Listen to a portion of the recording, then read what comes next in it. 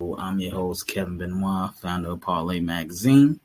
And I'm your girl, Penny Blackwright, your best-selling author of romance and erotica. There we go. So we're just gonna run through some entertainment news. There's a lot happening. Nothing too major, but just a little stuff to keep the streets exciting. It's been interesting some with the news. Anyway, first and foremost, Caresha, aka Young Miami. She sat down for the reimagined Caresha plea, still on Revolt. Her and Saucy Santana. They teased it and then they dropped the episode the same evening. And it was supposed to be her telling her side of Diddy, telling her side of what's going on with JT. Very it was Calculated. it was a lot happening. Please tell us your thoughts because I didn't even bother watching it, to be honest. But tell us your thoughts. So I didn't watch the entire thing, but from the clips that I did see, it just seemed like it was very calculated. Um, when you just look at the entire dynamic, the podcast is still on Revolt, so she's not gonna go and bash Diddy. She's not gonna say he hit me or he has signs of, being controlling. But I will say that in her defense of Diddy, I actually do believe her. I do believe that she didn't experience that. And the reason why I believe that is because I feel like um it's sad to say, but a lot of abusers, they know who to play with. And I feel like it was too hot for him to play with Caresha in that kind of way. Like, she has her own name, she has her own connections. Of course, she's no mogul, she's no Diddy, she's no Little Kim, but she still has her own connections. And I just feel like it would have been too much for him to try to control her, abuse her. Also, he may have been tricking, but he wasn't taking care of her versus Cassie and Kim Porter. Like, he was taking care of Cassie. Like he was providing all of her needs. As far as Caresha, she still has her own money, has her own place to live. So I just feel like it was a different dynamic. And I think that's why she could speak highly of him, because I do believe, as she also attested to, that it was like a business arrangement. You shake my hand, I shake your hand, you rub my back, I rub your back. And it was a mutually beneficial arrangement for the both of them. So real quick on that business arrangement, I hated that that's what the blogs was running with because that's a relationship. You know what I'm saying? Like, she was like, he helped pivot her career, right? She wanted to get into more podcasts. He put her on. Business relationship is, here's some money for you to do what you're doing. Like, that's not what she described at all. It was, I wanted to be, she literally said, I wanted to be more of a mogul. And that's what he was. And he helped position me to those things. So that was just a little weird. I can't speak to nothing else. I'm not even going to bother. But that is business, though. That's business by But association. that's also when you get when you get in any relationship, right? Like, you want the person you're with to help you level up. It's not a business relationship if we smash and this is just you helping me level up. Like, that's disingenuous to put it that way. I don't agree with that. And the reason why is because I personally feel like that's what Diddy solely looked at her as. Now, I'm not saying that it wasn't a fling and that, the sex wasn't hot. I'm not saying any of that. But I feel like, coming from Diddy's perspective, what could Caresha do for him but keep him relevant? He was coming back with the new album. What can she do for him? Like, let's really be for real. Like, what can she do for him but keep him relevant in the ways that she did, and that was business. And I feel like he went into that knowing that. You know what I mean? I felt like, yes, he probably was attracted to her. She is a beautiful woman, sexy, young, hot, all of that. But I feel like, because Diddy is so calculated, and when you look at his track record, like, he is not chummy with anybody if it's not beneficial. That's anybody. Males, because it's like, for what? So I feel like, he was looking at it solely as that. And I think that Caresha took advantage of the situation as well, too. That's not to say that a friendship didn't come out of it. Clearly, they were attracted to each other. Sex was involved, things like that. But it was calculated 100% on Diddy's behalf.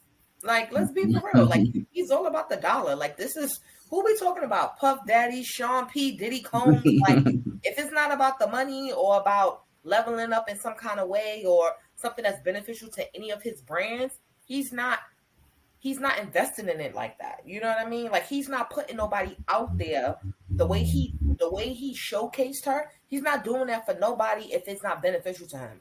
And just sex is not enough for this man. Like just sex and having a young thing on his arm, he's Diddy. He can have any young thing on his arm. So Right. it was very strategic. It was very calculated, specifically from his point of view. That's just how I feel. And I feel like she used it, she milked it to her advantage, and that's good. Now, she also did talk about she JT. also did talk about JT. And for those that know from previous episodes, I'm not a fan of JT. I'm definitely Young Miami all the way.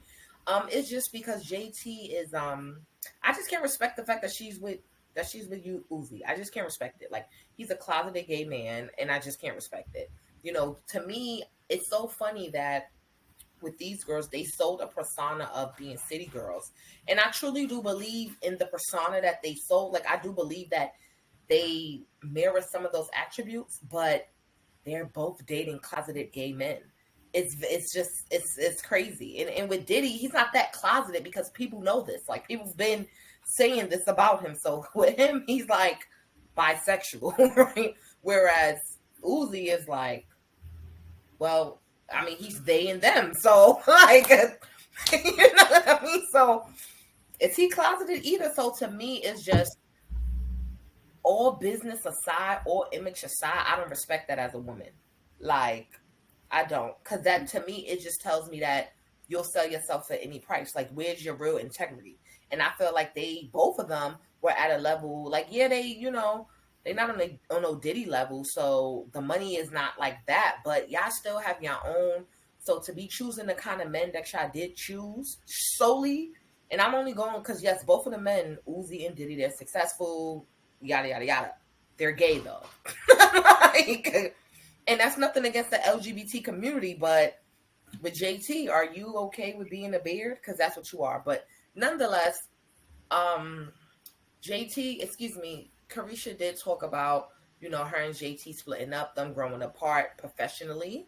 And I feel like what grew them apart professionally which is why I decided to focus on Uzi and their relationships. Their relationships pulled them apart professionally because Uzi. I mean, excuse me, JT was with Uzi before Diddy even got into the picture.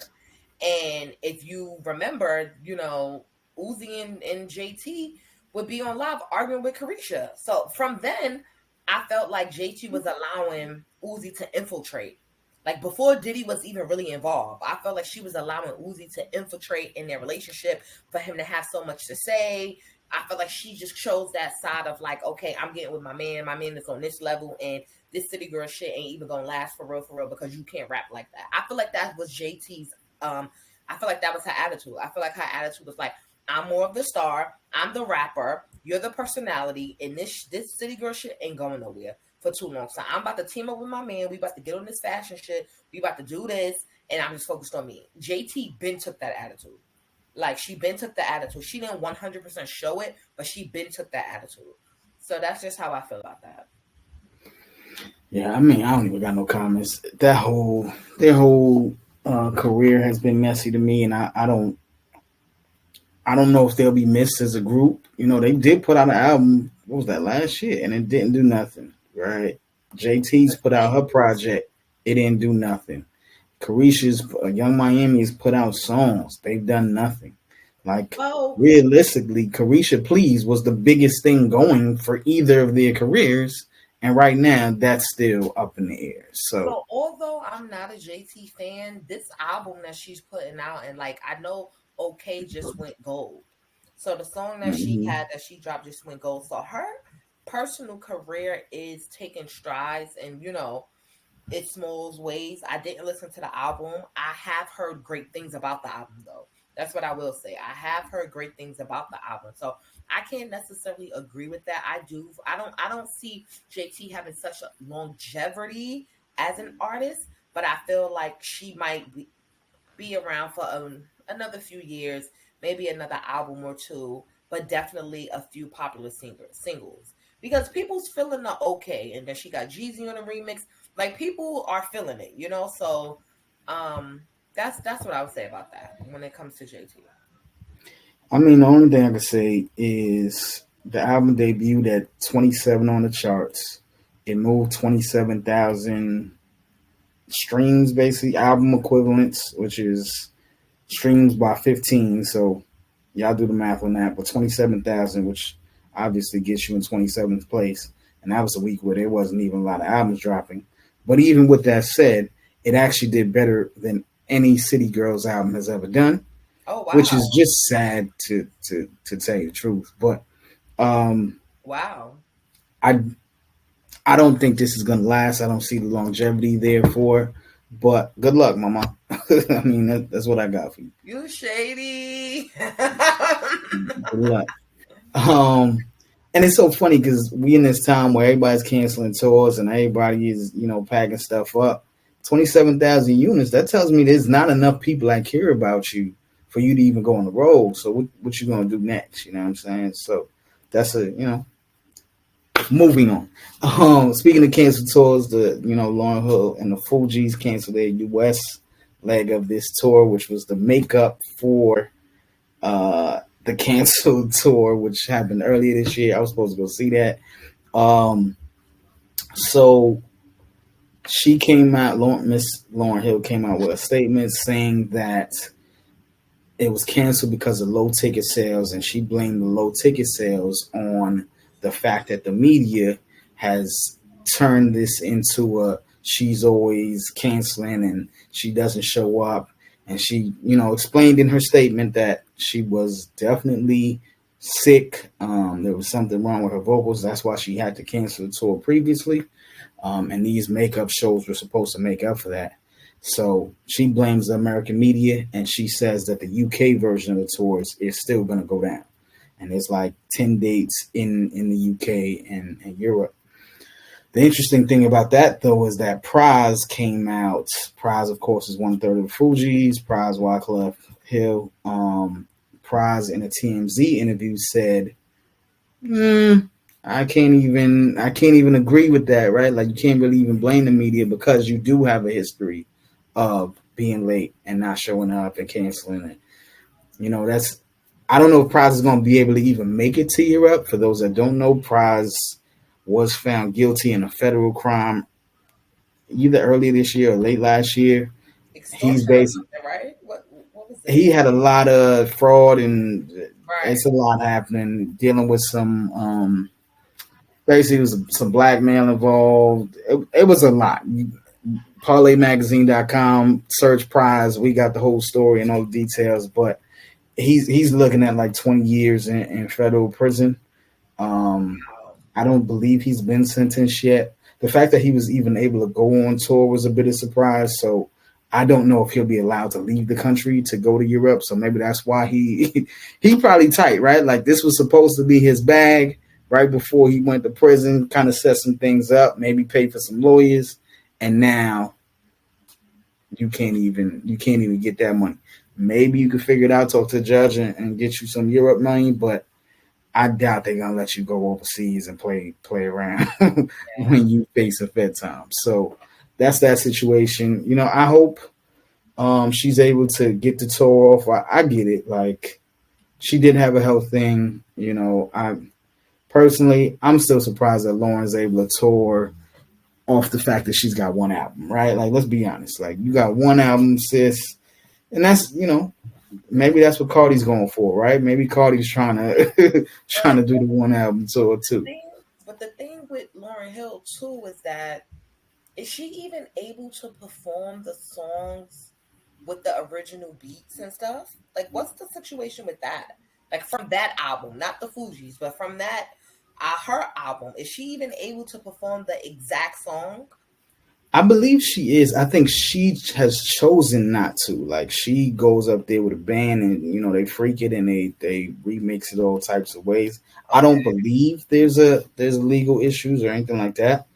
Um, the beauty of being able to go on the road with the Fugees is you're able to get the score, right? Like you're able to get those Fugees classics too, which I'm sure adds value. That's why I wanted to see the shows. But yeah, I hope for her sake, for Clef's sake, this was a great moment for hip hop more than anything. to have them all back on stage. Maybe we would have gotten a new Fugees album out of it. Lauryn said she was recording. Maybe we could have gotten a new Lauryn album. I mean, yes, those things can still happen, but you got to kind of build up the buzz, man. It's been 25 years since the Lauryn album. It's been 30 plus years since the score dropped. So we kind of need to build up the buzz to get there, but And maybe we'll get truthfully, there. I agree with Prize. I agree with him because I don't. The thing with Lauryn Hill is there's has always been an arrogance around her that I personally feel like she feels that she put out the best album ever and that she should just be able to show up and people should be happy. Now, not only does she cancel shows, she shows up late. Not only that, even when she shows up late, she doesn't even give a great show. Like that, be the thing too. Like it don't be like the shows be phenomenal. It's like it be sound issues. She be, sometimes have her back to the stage. Like it be all kind of stuff to the crowd. That is just like, it's one thing if you're late, because people gonna wait. If you gonna show up, they gonna wait. So that's not really that bad. The canceling is bad, but it's also her arrogance that I feel like has contributed to the fact that people just don't want to see you no more. Like we could listen to the album without any issues. Like you know what I mean? Like Yeah. we could listen to the album without any issues and we can have a concert in our living room because she just has this level of arrogance that to me is unacceptable. Like you are lucky that people even want to see you. You have one album, man. Yeah. Like you are I lucky. mean, it really just comes down to, as much as I want to defend you, sis, like you got to take some of the blame, right? Like you got to acknowledge that people not making this up, right? There is a history here, and I don't got the numbers, right? Like I don't know how many tours you done did, I don't know how many shows you done did, I don't know how many you done canceled, how many you done showed up late to. But the fact that people are saying this, not the media that ran with this, people said this, as such, people reported it, right? Like so, you contributed to that, And and as see, much as you have, that's not what people were saying about Clef, right? right. Uh, And see, Clef, she has to be careful, and other people have to be careful too when they say the media, because truthfully, if people are tweeting on social media, that's not the media, that's the public. Like right? people have to be careful about we're saying the media. But if you have someone that writes a viral tweet and a million people like it and retweet it, Right. that's not no media publication spewing that. Yeah. So we have to be careful about that in this day and age of blaming the media when this is the general public, letting you know how they feel. That's the thing. Like we mentioned before, these tours is getting canceled left and right. So it sales are low because people ain't got the money to play around with you, and that's the bigger thing here, right? Like it costs buku coin to go to these shows, and if I don't go and get a wonderful experience, I can't do it again, and I will complain. So Yep. that's that. Moving on, it's a few different things to talk about. Evelyn Lozato's daughter is dating the game. We don't even know how much Is dating she they dating? doing. Right. That's what I'm saying. I don't know how much dating they doing. I don't even want to say allegedly. They technically haven't confirmed it. The game has confirmed he has a child on the way though, and she's pregnant. Everyone believes that's what social media is saying. So let's say what social media is saying. Social media is saying the game impregnated Evelyn Lozato's daughter, and Evelyn Lozato is the game's old fiance's friend, good friend, right? So there's all types of memes going around. Game, JC on. I don't know if you want to address these, sir, but maybe you should get on the internet. You always on the internet, Playboy. So say something about this, right? Um, What's interesting about this? I've talked to a few of my homegirls about this, and a few of them have just been like, "Wow, like I feel like she could do so much better." And I'll be like, "Wow, she's nobody. Like it's like she's not Evelyn. Like she is nobody. So she did pretty good to me. If that is her baby father, he is a good father. He's an active father with all of his children. So at the end of the day, and he has a little bit of coin. So at the end of the day, I feel like she did pretty good. I mean, like, so I don't know. I just think people have this perception that because you're a pretty girl that you know Life is should easy. have access to just it like the top of the top. And it's like, girl, you did pretty good. You got game. Game is a sex symbol. Let me just say that. Amongst Ah. us ladies, he's a sex symbol. He's a good dad. He got a little bit of coin, you know, things like that. So to me, sis did pretty good. That's Yeah, how I I feel. mean, the internet is basically saying like it's Creepville because that's his fiance's friend's daughter and blah blah blah. Sis is 31 years old. This Hmm. is not a child. This is not like she knew what she was doing. You know what I'm saying? Like this isn't. I don't even think Game is 50, so it's not even like major creep levels in terms of age disparity. I get it. Like clearly, this is someone who was around the family. So that, but honestly, like if she saw what she wanted and she decided she liked it and she was ready to make it happen, I can't fault the Game. I will For definitely say that I believe that that was something that her and her mother kind of concocted. Like they just mm. give me real crafty vibes. I don't think that that was Game pursuing her. I feel like that was like she positioned herself. Like she's already in a certain type of. I don't feel like Game went out because no disrespect, the girl's not that cute to me. Like she's no, her mother is flawless. Like Evelyn to Right, me, I was just watching Basketball Wives, and I'm like, Evelyn, Brooke, these women are gorgeous. I'm like, and they're just getting older, but they're just getting better. Like they just look great. Like Evelyn is top tier to me. But no disrespect, her daughter to me is just first of all, Evelyn has like the Jennifer Lopez hair going on as far as like the color and stuff. Her daughter is uh has stark black hair. I think it washes her out. And she really, no disrespect, she's just not that cute. Like she's just very basic. I feel like she kind of like falls in with countless of Spanish girls who have that same look. And she doesn't even to me, she doesn't even give like I think Evelyn is Puerto Rican. She doesn't even give that. Like she gives like white Cuban. Like, like she just doesn't give that fiery Latina, like, she's mixed. vibe. Her pops is African American, so that's what that She is. doesn't even give mix.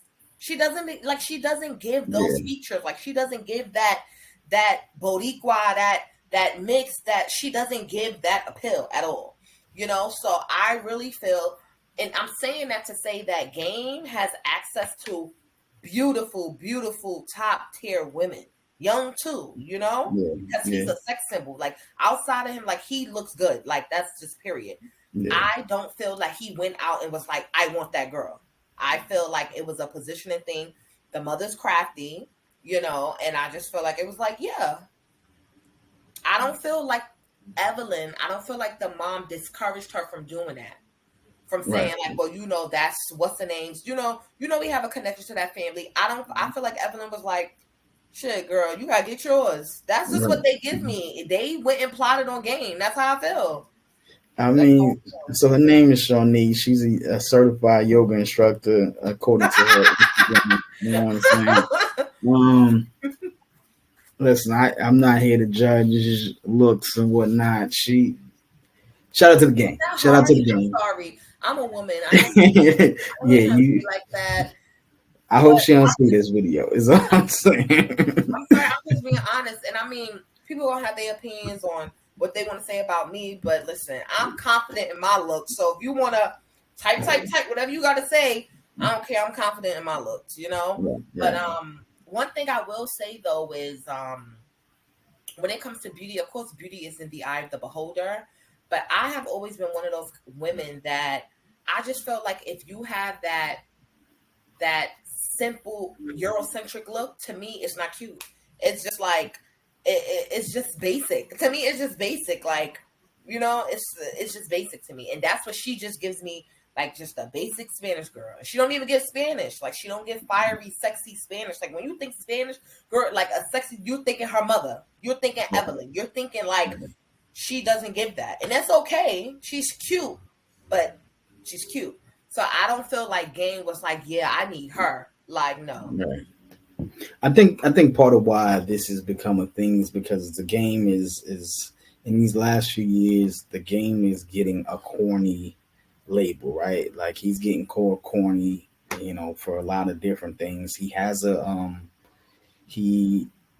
a sexual assault legal issue, which did lead to him losing a lot of money. He hasn't paid that woman. I think it was a 7 million judgment. He hasn't paid that woman, so his whole thing is he ain't got it. So even us saying he got money, listen, I'm sure he got some money, right? Like documentary sold 5 million first week. Game got money, but does he want to give this person 7 million when he's saying he didn't even do what she accused him of doing? So it's that. And then yes, he has 3 other children. So it's a lot. And I'm sure he has a lifestyle and other women he has to provide for. So it's intense. All I have to say, these are grown folks. Hopefully they are happy and they are okay with whatever the situation is.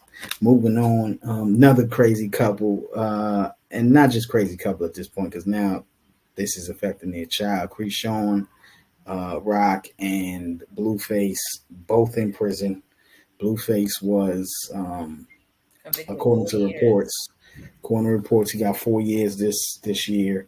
According to WAC 100, who's his manager, he's already served 200 plus days. And the expectation is that he gets good behavior, so he gets out maybe in about 2.5 years, if he's lucky. Um, but nonetheless, Krishan's also locked up.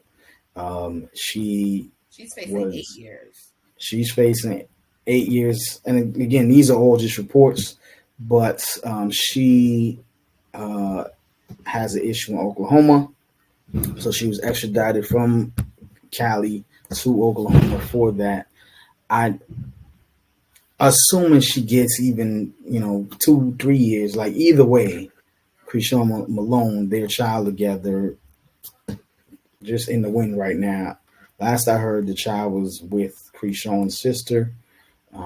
Both Blueface's parents said they didn't want to take care of the child, which I get, man. Y'all grown. Ain't nobody signed up for this at this particular age, and y'all both got money. Let's figure something out, right? Like it shouldn't be us. But I don't that agree. was also before they actually got the jail time, right? So that was when it was just like, okay, you sitting in prison. Now at this jail time, I'm sure now somebody has to make a decision. Obviously, this child can't go to foster care. I would hope. But all I have to say, I don't know. This couple was such a mess for 2 years publicly, and like everything about them was just drama filled, and they somehow took over the internet. Honestly, they took over the Parlay magazine site, right? Like every time we wrote a story about them, we got wild hits for it. Shade Room, same way, right? Like it got to a point where they were larger than most things. I'm not gonna say larger than life, but they were larger than most things. And the crash and burn of this last few months, has been sad to see. It's like we knew it was coming, but now with prison time, hopefully it humbles them. Hopefully, people put their egos away. I don't know. I think that's what's also more interesting. Blueface still has other charges that he might still be going away for. Same with Krishan. She has other probation violations and things that she might also have to face and deal with. Don't know if those sentences will run concurrent or consecutive. All that to say, wishing the best for Krishan Malone Jr. And everybody else in that family.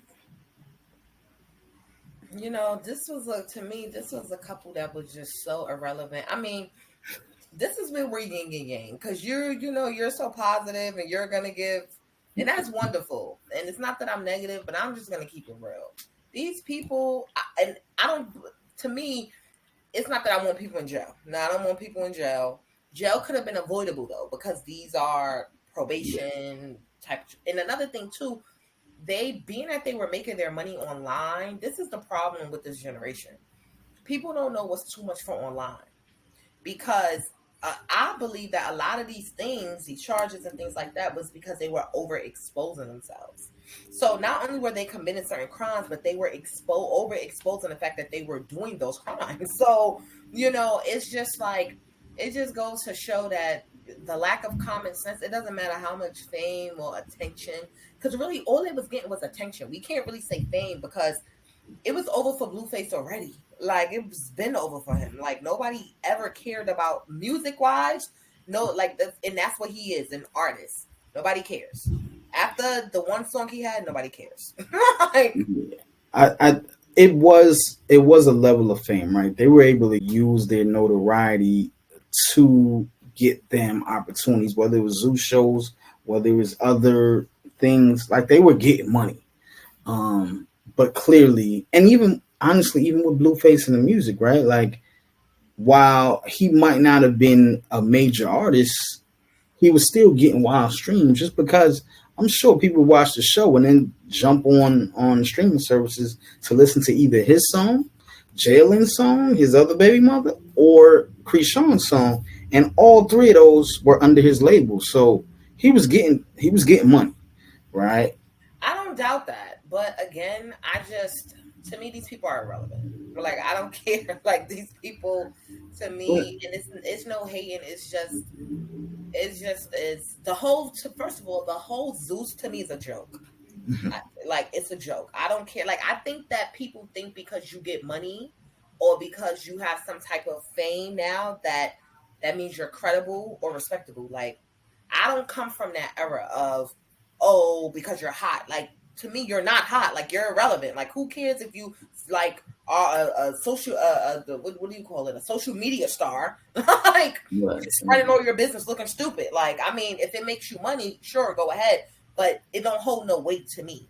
Yeah. So I think that, like, you know, when another thing too, when you put negativity out there, because people always want to say, well, like, you're being negative if you're commenting on something, or like I'm being negative right now because I'm speaking the truth. But at the end of the day, right? They really was putting negativity out in the world, like they were, for themselves, for their families, and look what it and look how it backfires.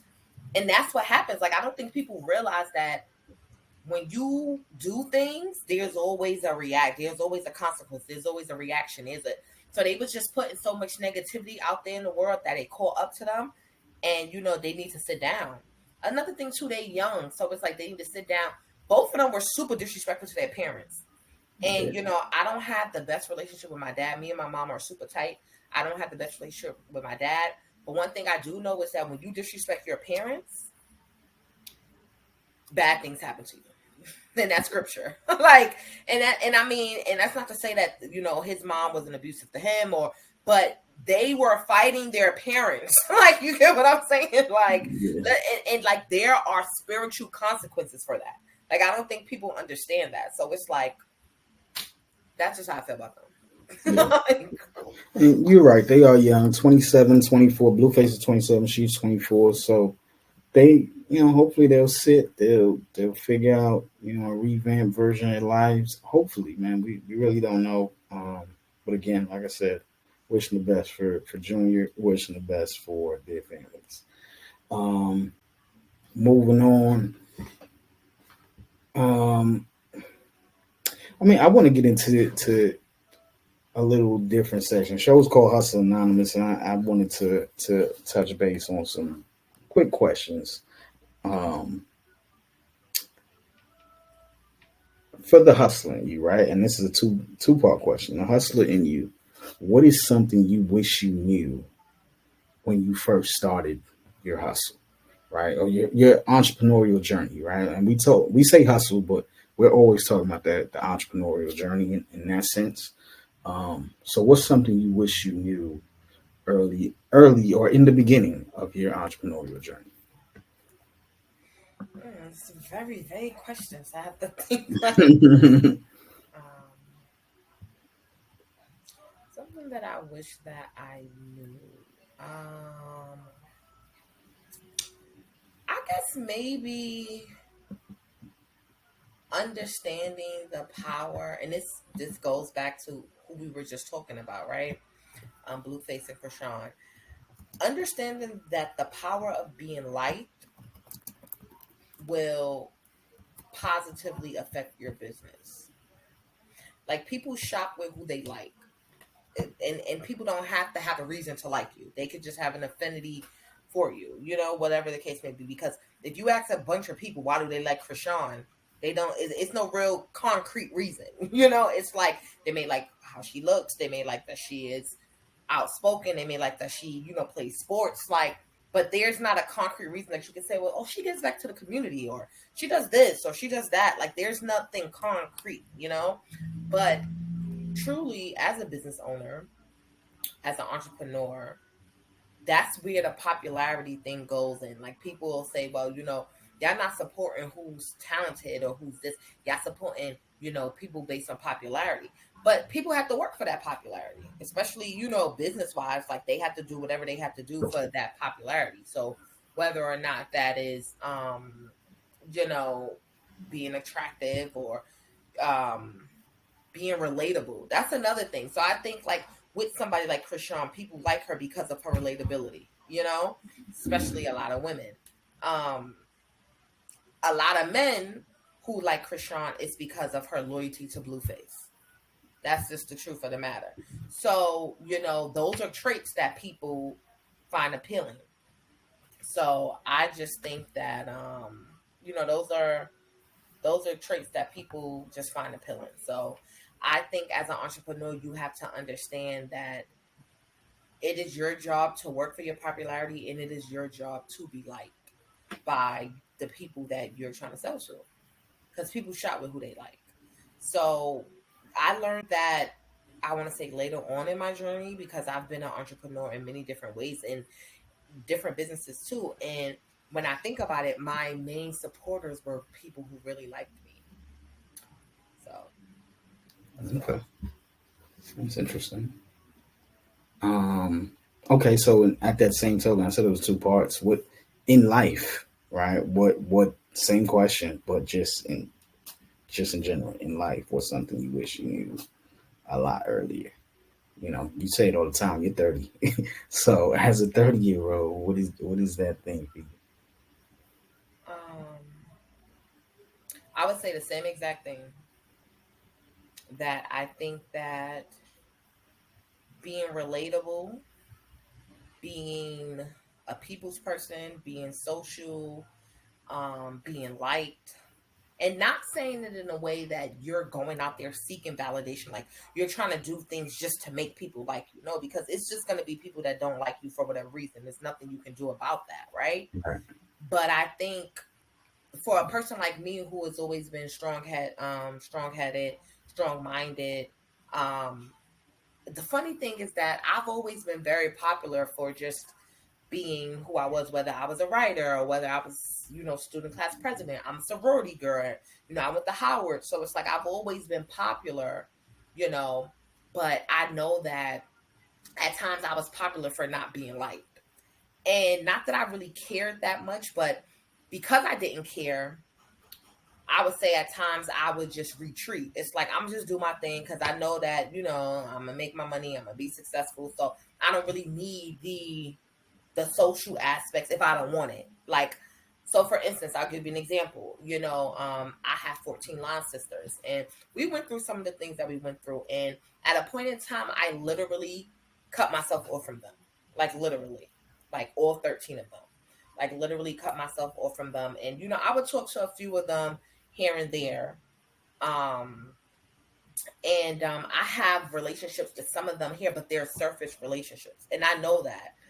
And I've come to the realization that just yesterday, because one of my line sisters, she's having a baby. She just had her baby shower, and I saw her in April.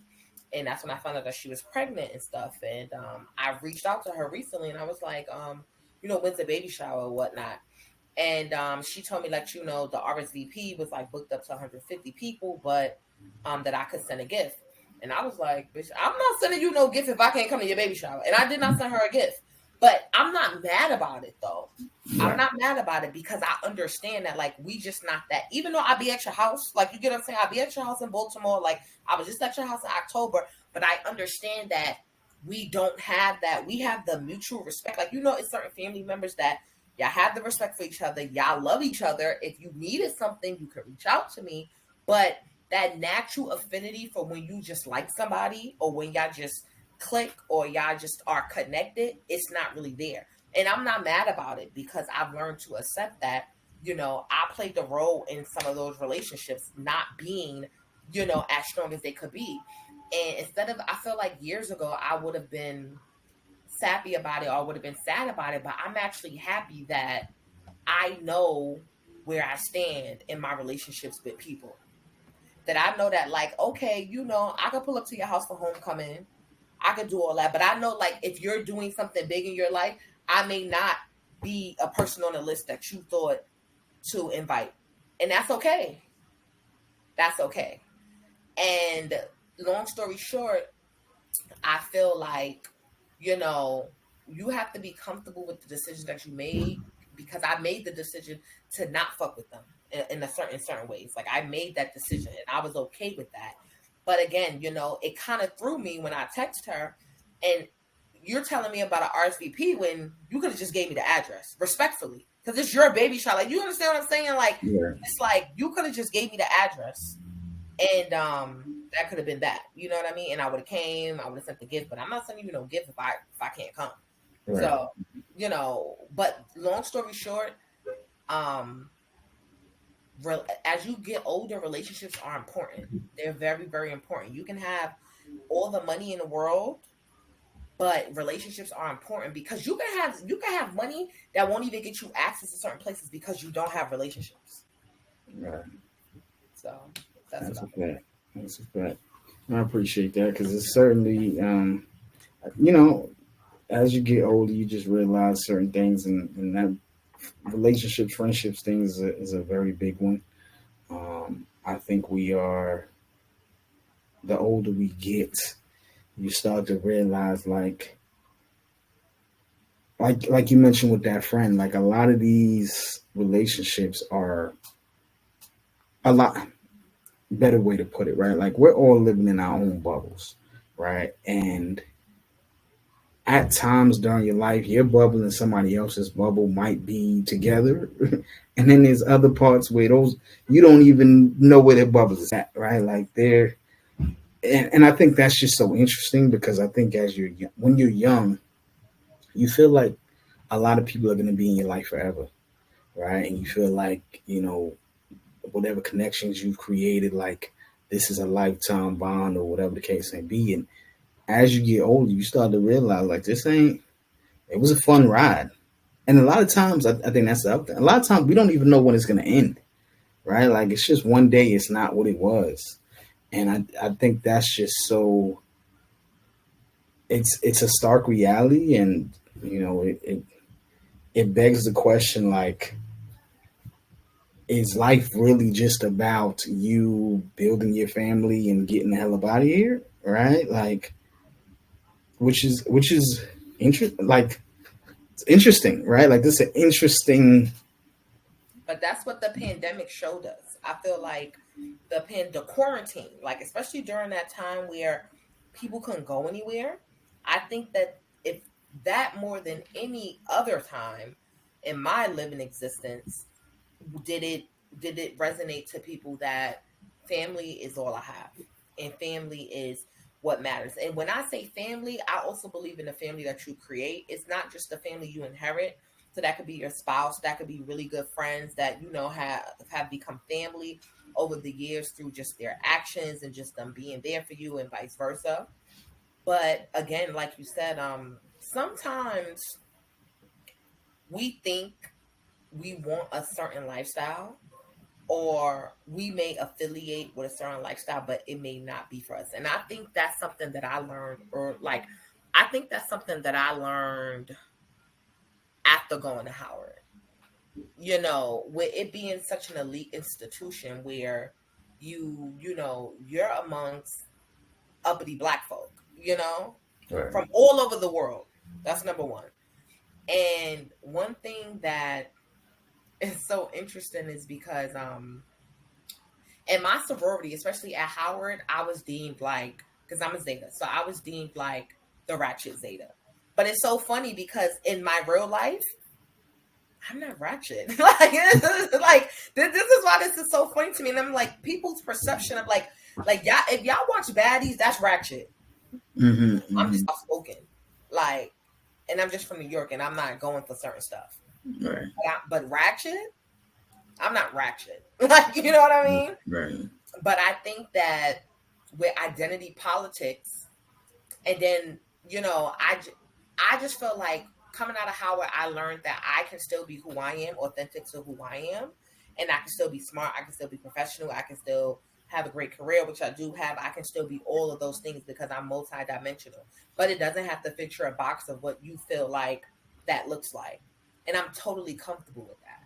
So, and the point that I'm making with that is that sometimes you feel like by association that'll get you into those particular rooms, those particular doors. But then when you get there, you don't even want to be there. It's like, this ain't even my vibe for real. And the one thing I will say that I know, this is the thing that the two things, I love being a New Yorker and I love being Caribbean. Because I always say that even with Caribbean people having that bouginess to them, the one thing I love about Caribbean people is that you could be at a fete whining on a surgeon.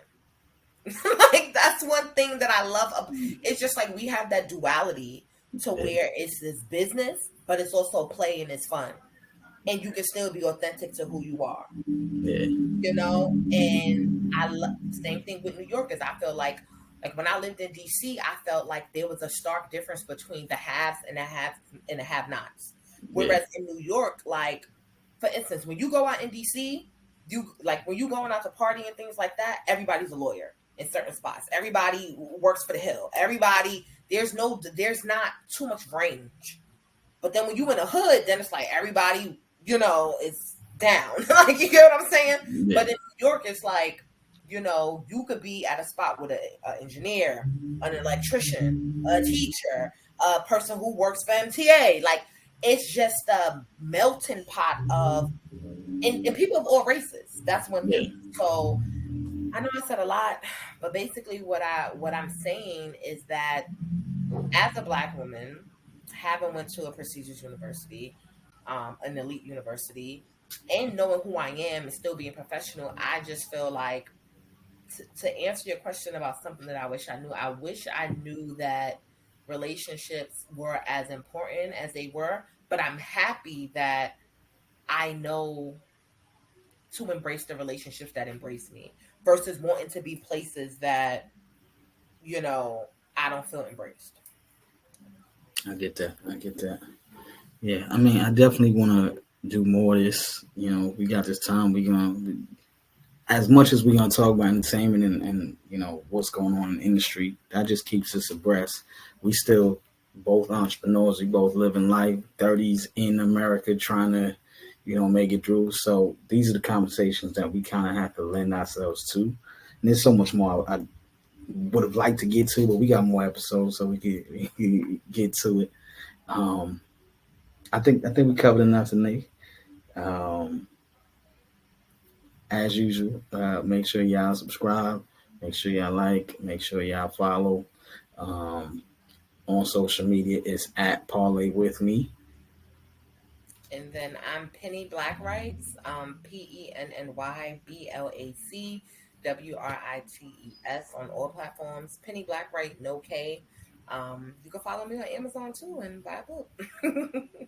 As you should. Make sure you check out ParlayMag.com. Have fun, leave some comments. We'll see y'all soon.